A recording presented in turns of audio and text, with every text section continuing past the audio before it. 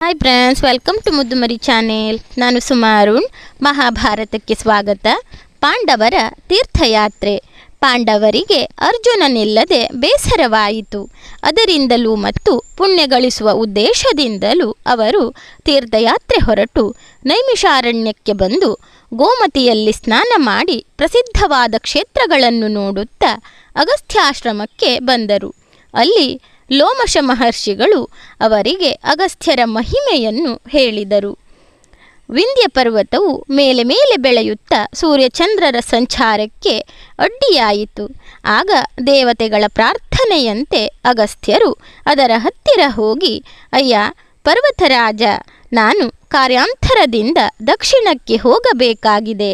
ಆದ್ದರಿಂದ ನಾನು ಹೋಗಿ ಬರುವವರೆಗೂ ನಿನ್ನ ಬೆಳವಣಿಗೆಯನ್ನು ನಿಲ್ಲಿಸಿರು ಎಂದು ಹೇಳಿ ಅದನ್ನು ದಾಟಿ ಬಂದರು. ವಿಂಧ್ಯ ಪರ್ವತವು ಅದರಂತೆ ಬೆಳೆಯುವುದನ್ನು ನಿಲ್ಲಿಸಿತು. ಅಗಸ್ತ್ಯರು ಉತ್ತರಕ್ಕೆ ಹಿಂತಿರುಗಿ ಹೋಗಿಲ್ಲವಾಗಿ ಅದು ಮತ್ತೆ ಬೆಳೆಯುವುದಕ್ಕೆ ಪ್ರಾರಂಭಿಸಿಯೇ ಇಲ್ಲ ಎಂದು ಹೇಳಿದರು. ಮತ್ತೆ ಕಥೆಯನ್ನು ಮುಂದುವರಿಸುತ್ತಾ ಅಗಸ್ತ್ಯರು ವಿದರ್ಭರಾಜ ಪುತ್ರಿಯಾದ ಲೋಪಾಮುದ್ರೆಯನ್ನು ಮದುವೆಯಾಗಿ ಅವಳೊಡನೆ ಸಂಸಾರವನ್ನು ಮಾಡಲು ಲೋಪಮುದ್ರೆಯು ಸುಖಪಡಲು ಹಣ ಬೇಕೆಂದಾಗ ಇಲ್ವಲನ ಬಳಿಗೆ ಬಂದರು. ಮಣಿಮಂತ ಎಂಬ ನಗರದಲ್ಲಿ ವಾತಾಪಿ ಮತ್ತು ಇಲ್ವಲ ಎಂಬ ಇಬ್ಬರು ಸಹೋದರರಿದ್ದರು. ಯಾರಾದರೂ ಅತಿಥಿಗಳು ಬಂದಾಗ ವಾತಾಪಿಯು ಆಡಾಗುತ್ತಿದ್ದನು. ಇಲ್ವಲನು ಆ ಆಡಿನ ಮಾಂಸದೂಟವನ್ನು ಅತಿಥಿ ಸತ್ಕಾರಕ್ಕೆ ಬಳಸುತ್ತಿದ್ದನು.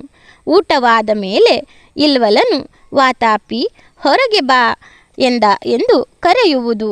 ಅವನು ಅತಿಥಿಯ ಹೊಟ್ಟೆಯೊಡೆದುಕೊಂಡು ಬರುವುದು. ಆಮೇಲೆ ಹೊಟ್ಟೆಯೊಡೆದು ಸತ್ತ ಅತಿಥಿಯನ್ನು ಇಬ್ಬರೂ ತಿನ್ನುವುದು. ಇದು ರೂಢಿಯಾಗಿತ್ತು. ಆದರೆ ಈಗ ಅಗಸ್ತ್ಯರು ಅವನನ್ನು ತಿಂದ ಕೂಡಲೇ ತೇಗಿ, ವಾತಾಪಿ ಜೀರ್ಣನಾಗಿ ಬಿಡು ಎಂದರು. ಅವನು ಹೊಟ್ಟೆಯಲ್ಲಿಯೇ ಅರಗಿ ಹೋದನು. ಆಗ ಇಲ್ವಲನು ತಮ್ಮನನ್ನು ಕರೆದರೆ ಅವನು ಬರಲೇ ಇಲ್ಲ.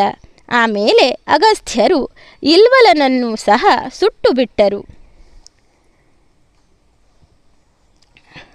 ಹೀಗೆ ಕಥೆಯನ್ನು ಮುಂದುವರಿಸುತ್ತಾ ಲೋಮಶರು, ದೇವೇಂದ್ರನು ದದೀಚಿ ಮಹರ್ಷಿಯ ಬೆನ್ನೆಲುಬನ್ನು ಪಡೆದು ವೃತಾಸುರನನ್ನು ಕೊಂದ ವಿಷಯವನ್ನು ತಿಳಿಸಿದರು.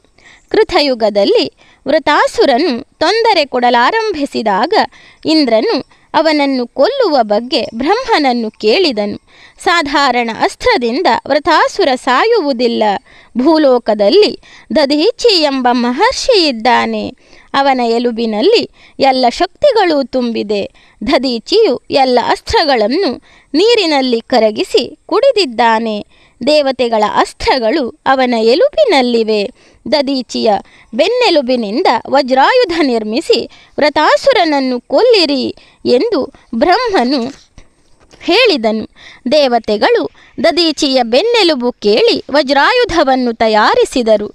ಅದರಿಂದ ವೃತಾಸುರನ ಸಂಹಾರವನ್ನು ದೇವೇಂದ್ರನು ಕೈಗೊಂಡನು.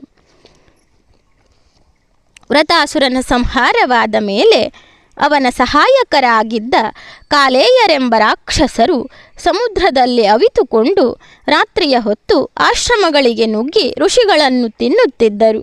ದೇವತೆಗಳ ಪ್ರಾರ್ಥನೆಯಂತೆ ಅಗಸ್ತ್ಯರು ಸಮುದ್ರವನ್ನು ಆಪೋಷಣವಾಗಿ ಕುಡಿದು ಬರಿದು ಮಾಡಿಬಿಟ್ಟನು. ಆಮೇಲೆ ದೇವತೆಗಳು ಕಾಲೇಯರನ್ನು ಸುಲಭವಾಗಿ ಕೊಂದರು ಎಂದು ಅಗಸ್ತ್ಯರ ಮಹಿಮೆಯನ್ನು ವಿವರಿಸಿದರು. ಧನ್ಯವಾದಗಳು ಸ್ನೇಹಿತರೆ.